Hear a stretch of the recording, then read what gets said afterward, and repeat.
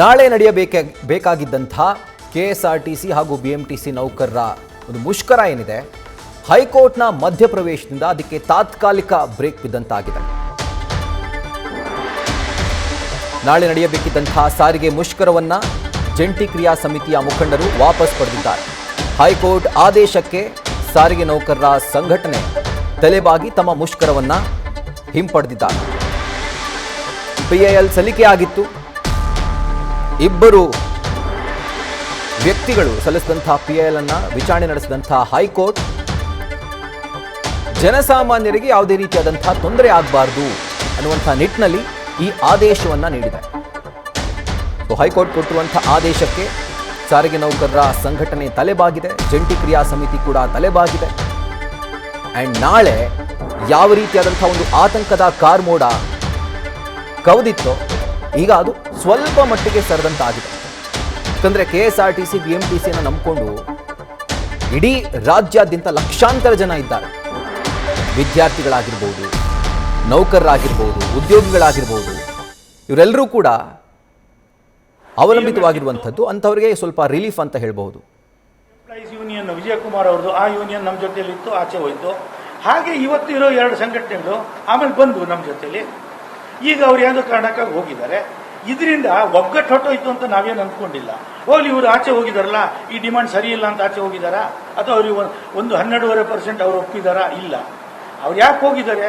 ಅವರೊಬ್ರು ಹೇಳಿದ್ದಾರೆ, ಯಾವುದೋ ನಮ್ಮ ಅಧ್ಯಕ್ಷರ ಆದೇಶದ ಮೇಲೆ ನಾವು ಆಚೆ ಹೋಗ್ತಾ ಇದ್ದೀವಿ ಅಂತ ಹೇಳಿದ್ದಾರೆ. ಇನ್ನೊಬ್ರು ನಮ್ಗೆ MD ಅವ್ರು ಕೊಟ್ಟಿರೋ ಭರವಸೆ ಮೇಲೆ ನಾವು MD ಅವ್ರು ಏನು ಭರವಸೆ ಕೊಟ್ಟರು? 9:30ವರೆಗೂ ನಿನ್ನೆ ರಾತ್ರಿ MD ಅವ್ರ ಹತ್ರ ನಾವು ಮಾತಾಡಿದ್ವಿ. ನಾವು ಅವ್ರಿಗೆ ಹೇಳಿದ್ವಿ, ಬನ್ರಿ ಇವಾಗ ನಾವು ಯೂನಿಯನ್ ಅವರು ಇದ್ದೀವಿ, ಮ್ಯಾನೇಜ್ಮೆಂಟ್ ಇದ್ದೀವಿ, ಮತ್ತೆ ಅಗ್ರಿಮೆಂಟ್ ಸೈನ್ ಮಾಡಿಬಿಡೋಣ ಅಂತ ಹೇಳಿದ್ವಿ.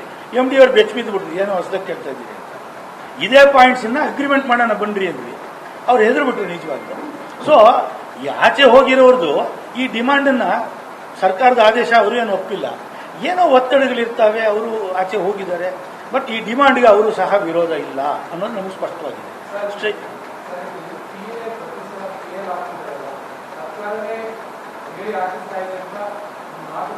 ಅದರಲ್ಲಿ ಏನು ಅನುಮಾನ ಏನು? ಅದ್ರಲ್ಲಿ ಅನುಮಾನ ಏನು?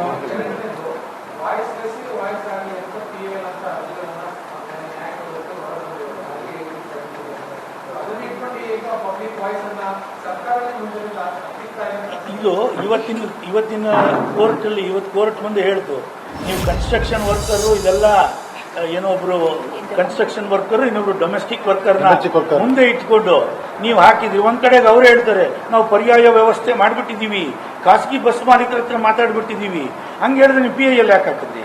ಅದು ಕನ್ಸ್ಟ್ರಕ್ಷನ್ ವರ್ಕರ್. ಇದು ನಾಟಕ ಅನ್ನೋದು ಕೋರ್ಟ್ಗೂ ಗೊತ್ತಾಗಿದೆ. ಅದರಿಂದ ಇದ್ರ ಹಿಂದೆ ಯಾರಿದ್ದಾರೆ? ಸನ್ಮಾನ್ಯ ಶ್ರೀ ರಾಮಲಿಂಗಾರೆಡ್ಡಿ ಅವರು ಮತ್ತೆ ಅವರ ಇದೇನೆ ಆಗಿರೋದು. PIL ಮಾಡಿದ್ದಾರೆ, ಅವರೇ ಮಾಡಿದ್ದಾರೆ.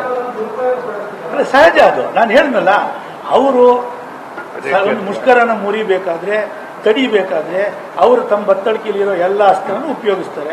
ನಾವು ಅದೇ ರೀತಿ ನಮ್ಗೆ ಈ ಅವಕಾಶ ಕೊಡದೇ ಇದ್ದಿದ್ದರೆ, ಮುಖ್ಯಮಂತ್ರಿಗಳು ಮತ್ತೆ ಮಂತ್ರಿಗಳ ಜೊತೆ ನೀವು ಮಾತುಕತೆ ಆಡಬೇಕು ಅನ್ನೋ ಮುಷ್ಕರದ ನಮ್ಗೊಂದು ಅವಕಾಶ ಕೊಡದೇ ಇದ್ದಿದ್ರೆ ನಾವು ಇದಕ್ಕೆ ಬೇರೆ ರಿಯಾಕ್ಟ್ ಮಾಡ್ತಾ ಇದ್ವಿ. ಈ ಥರದ ಪ್ರತಿಕ್ರಿಯೆ ಖಂಡಿತ ಇರ್ತಾ ಇರಲಿಲ್ಲ. ಅದರಿಂದ ಇದು ಎಲ್ಲವೂ ಸಹ ಒಂದು ಹಗ್ಗ ಜಗ್ಗಾಟನೇ, ಇದು ವರ್ಗ ಸಂಘರ್ಷವೇ. ಇದು ಅವರೊಂದ್ಸಲ ಹೇಳಿದ್ದಾರೆ, ನಾವೊಂದ್ಸಲ ಹೇಳ್ತೀವಿ. ಇದು ಆಗ್ತಾ ಇರುತ್ತೆ. ಇದು ಅದಕ್ಕೇನು ಬೇಜಾರು ಮಾಡ್ಕೋಬಾರ್ದು. ರಾಮಲಿಂಗಾರೆಡ್ಡಿ ಅವ್ರನ್ನ ನಾವೇನು ಆ ಕಾರಣಕ್ಕೆ ಬೈಯಲ್ಲ. ಅವ್ರು ಬಹಳ ಸ್ಮಾರ್ಟ್ ಮಿನಿಸ್ಟರ್ ಅಂತಲೇ ನಾವು ಕರೆಯೋದು ಅವರನ್ನ. ಬಟ್ ಆ ಸ್ಮಾರ್ಟ್ನೆಸ್ಸನ್ನ ಜನಗಳ ಸಮಸ್ಯೆ ಬಗೆಹರಿಸೋದ್ರಲ್ಲಿ ಉಪಯೋಗಿಸಿ ಒಳ್ಳೆ ಹೆಸರು ತಗೊಳ್ರಿ. ನೀವು ಈ ಥರದ ಕುಯುಕ್ತಿ ಮಾಡೋದ್ರಿಂದ ನಿಮ್ಮ ಸರ್ಕಾರಕ್ಕೆ ಕೆಟ್ಟ ಹೆಸರು ಬಂದರೆ, ನಮ್ಮ ಕೈ ಬಾಯಿ ಎಲ್ಲ ಕಟ್ತೀರಾ ಅಂತೇಳಿ ಜನ ದಂಗೆ ಇದ್ರೆ ಕೋರ್ಟ್ಗೂ ಮರ್ಯಾದೆ ಕಳಿಬೇಡ್ರಿ ಅಂತ ನಾವು ರಾಮಲಿಂಗಾರೆಡ್ಡಿ ಅವರಲ್ಲಿ ವಿನಂತಿ ಮಾಡ್ಕೊಳ್ತೀವಿ. ಡೆಮಾಕ್ರೆಟಿಕ್ ಪ್ರಿನ್ಸಿಪಲ್ ಬೇಕಲ್ವಾ? ಡೆಮಾಕ್ರೆಟಿಕ್ ಪ್ರಿನ್ಸಿಪಲ್ ನಡ್ಕೊಂಡು ಕೇಳ್ತೀವಿ ಅಷ್ಟೇ. ನಾವು ಕಳೆದ ಆಗಸ್ಟ್ ತಮಗೆಲ್ಲ ಗೊತ್ತಿದೆ, ಮಾಧ್ಯಮದವ್ರಿಗೆ ಆಗಸ್ಟ್ 5ನೇ ತಾರೀಕಿಗೆ ಇಡೀ ರಾಜ್ಯಾದ್ಯಂತ ಮುಷ್ಕರ ಆಯಿತು. ಅವರನ್ನು ಕೂಡ PIL ತಗೊಂಬಂದು ನಮ್ಮನ್ನ ಮುಷ್ಕರ ವಾಪಸ್ ತಗೊಳ್ಳಿ ಅಂತ ಹೇಳಿದ್ರು. ಯಾಕೆಂದರೆ ಉಚ್ಚ ನ್ಯಾಯಾಲಯದ ಆದೇಶ ನಾವು ಪಾಲನೆ ಮಾಡಲೇಬೇಕು. ಅಂದರೆ ಪಿತೂರಿ ನಡೀತಾ ಇದೆ ರಾಜ್ಯ ಸರ್ಕಾರದಲ್ಲಿ ಅನ್ನೋದು ನಮ್ಮದು ಆರೋಪ. ಯಾಕೆಂದರೆ ಸಮಸ್ಯೆನ ಬಗೆಹರಿಸಬೇಕೇ ವಿನಃ ಸುಮ್ಮನೆ ಯಾವನ್ನು ಇಟ್ಕೊಂಬಂದು ಒಂದು PIL ಆಗಿದ್ರೆ ತಡೆ ಆಜ್ಞೆ ಮಾಡೋದು ಅಂದರೆ ಇದು ಸರ್ಕಾರ ಕಾರ್ಮಿಕರಿಗೆ ತೊಂದರೆ ಆಗ್ತಾರೆ ವಿನಃ ಸರ್ಕಾರ ಬೇಕು ಅಂತ ಇದು ಪಿತೂರಿ ಮಾಡ್ತಾ ಇದ್ದಾರೆ. ದಯವಿಟ್ಟು ಈ ಪಿತೂರಿ ಎಲ್ಲ ಬಿಟ್ಟು ನಮ್ಮ ಸಾರಿಗೆ ನೌಕರರ ಸಮಸ್ಯೆ ಬಗೆಹರಿಸಬೇಕು ಅಂತೇಳಿ ಈ ರಾಜ್ಯದ ಮುಖ್ಯಮಂತ್ರಿ ಮತ್ತು ಸಾರಿಗೆ ಸಚಿವರಿಗೂ ಕೂಡ ನಾವು ಈ ಸಂದರ್ಭದಲ್ಲಿ ಮನವಿ. ಇದರ ಕುರಿತಾಗಿ ಡೀಟೇಲ್ಸ್ ಅನ್ನ ಕೊಡ್ತಾ ಹೋಗ್ತಾರೆ ನಮ್ಮ ಪ್ರತಿನಿಧಿ ಭರತ್ ಕೃಷ್ಣಪ್ಪ. ಈಗ ಫೋನ್ ಮುಖಾಂತರ ಜಾಯಿನ್ ಆಗಿದ್ದಾರೆ. ಭರತ್, ಈಗ ಹೈಕೋರ್ಟ್ ನಿರ್ದೇಶನ ಕೊಡ್ತು, ಎಲ್ಲೋ ಒಂದು ಕಡೆ ಆ ಕಾರ್ಮೋಡ ಏನು ಕವಿದಿತ್ತು ಅದು ಸರಿತು, ಬಟ್ ಮುಂದೆ ಸಾರಿಗೆ ನೌಕರರ ಸಂಘಟನೆಗಳ ನಡೆ ಏನು ಅಂತ?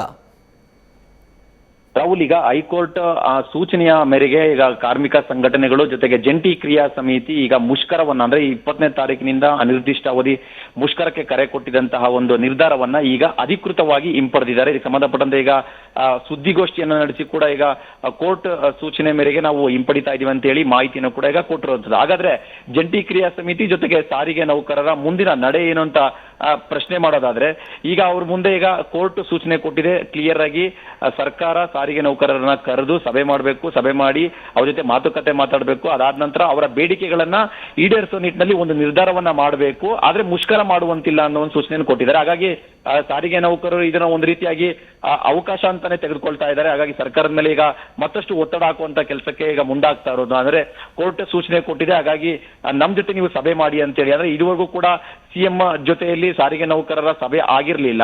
ಸೊ ಎಷ್ಟೇ ಕೇಳ್ಕೊಂಡ್ರು ಕೂಡ ಸಾರಿಗೆ ಸಚಿವರಾಗ್ಲಿ ಅಥವಾ ಕೆಎಸ್ಆರ್ಟಿಸಿ ಎಂಡಿ ಆಗ್ಲಿ ಸಿಎಂ ಜೊತೆ ಸಭೆ ಮಾಡೋದಕ್ಕೆ ಅವಕಾಶ ಕೂಡ ಕೊಡ್ತಾ ಇರಲಿಲ್ಲ. ಹಾಗಾಗಿ ಈಗ ಹೈಕೋರ್ಟ್ ಸೂಚನೆ ಕೊಟ್ಟಿರುವಂತಹ ಹಿನ್ನೆಲೆಯಲ್ಲಿ ಈ ಅವಕಾಶವನ್ನ ಪಡ್ಕೊಂಡು ಮುಖ್ಯಮಂತ್ರಿಗಳ ಜೊತೆಯಲ್ಲಿ ಸಾರಿಗೆ ನೌಕರರ ಒಂದು ಸಭೆಯನ್ನ ಏರ್ಪಡಿಸಿ ಆ ಸಭೆಯಲ್ಲಿ ನಮ್ಮ ಬೇಡಿಕೆಗಳನ್ನ ನಾವು ಮುಖ್ಯಮಂತ್ರಿ ಮುಂದೆ ಇಡ್ತೇವೆ, ಅವ್ರ ಹತ್ರ ನಾವು ಈ ಹೆಚ್ಚಳವನ್ನ ಮಾಡಿಸ್ಕೊಳ್ತೇವೆ ಅಂತೇಳಿ ಒಂದು ಅಭಿಪ್ರಾಯಕ್ಕೆ ಬಂದಿರುವಂತದ್ದು. ಜೊತೆಗೆ 21ನೇ ತಾರೀಕಿನಿಂದ 26ನೇ ತಾರೀಕುವರೆಗೂ ಟೈಮ್ ತಗೊಳ್ಳಿ, 5 ದಿನಗಳಲ್ಲಿ ಯಾವತ್ತಾದ್ರೂ ಒಂದು ದಿನವನ್ನ ನೀವೇ ಡೇಟ್ ಫಿಕ್ಸ್ ಮಾಡಿ, ಸಮಯ ಫಿಕ್ಸ್ ಮಾಡಿ ಮುಖ್ಯಮಂತ್ರಿಗಳ ಜೊತೆಯಲ್ಲಿ ನಮಗೆ ಸಭೆ ಮಾಡಿಸ್ಕೊಡಿ. ಸೊ ನಾವು ನಮ್ಮ ಬೇಡಿಕೆಗಳನ್ನ ಸಿಎಂ ಎದುರುಗಡೆ ಇಟ್ಟು ನಾವು ಬಗೆಹರಿಸ್ಕೊಳ್ತೀವಿ ಅನ್ನೋ ಒಂದು ಅಭಿಪ್ರಾಯವನ್ನ ಈಗ ವ್ಯಕ್ತಪಡಿಸ್ತಾ ಇದ್ದಾರೆ.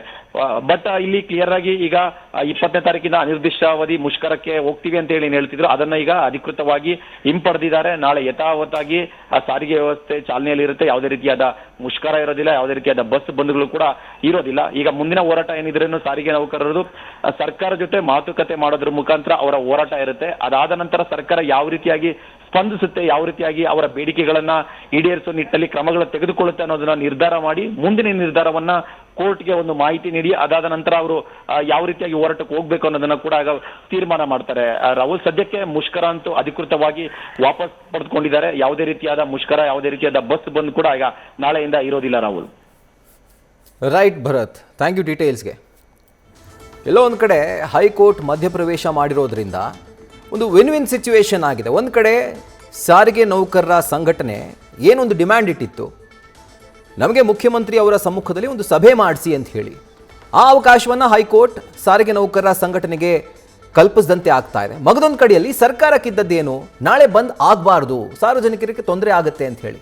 ಸೊ ಈ ಕಡೆ ಸರ್ಕಾರಕ್ಕೂ ಒಂದು ರೀತಿಯಾದಂಥ ಒಂದು ರಿಲೀಫ್ ಅಂತ ಹೇಳ್ಬೋದು. ಸೊ ವಿನ್ ವಿನ್ ಸಿಚುವೇಶನ್ ಹೈಕೋರ್ಟ್ನ ಮಧ್ಯಪ್ರವೇಶದಿಂದ. ನ್ಯೂಸ್ ಫಸ್ಟ್ ನಿರ್ಭೀತಿಯಿಂದ ನಿಮ್ಮ ಪರವಾಗಿ.